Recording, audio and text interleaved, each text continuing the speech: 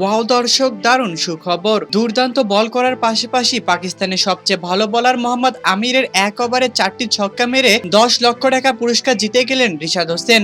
হ্যাঁ দর্শক, খবরের বিস্তারিত জানতে ভিডিওটি সম্পূর্ণ দেখার অনুরোধ রইল।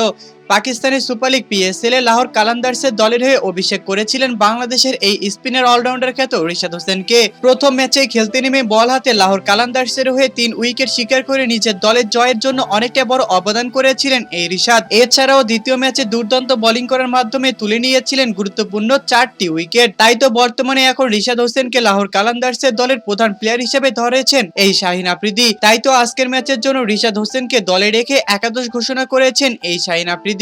অবশ্যই রিশাদের এই ম্যাচে টস জিতে আগে ব্যাটিং করার সিদ্ধান্ত নেয় শাহিন আফ্রিদির দল লাহোর কালান্দার্স। শুরুটা ভালো করতে পারলেও 15 ওভারের মাথায় গুরুত্বপূর্ণ 6টি উইকেট হারিয়ে যেন দিশেহারা হয়ে পড়ে শাহিন আফ্রিদি। এরপর নিজের দলের হালটা ধরতে আবারও ব্যাট হাতে তুলে নেন এই রিশাদ হোসেন। প্রথমে মাঠে খেলতে নেমেই প্রথম বল থেকে মোহাম্মদ আমিরের 5টি ছক্কা মেরে যেন কুপকাত করে দিয়েছেন তাকে।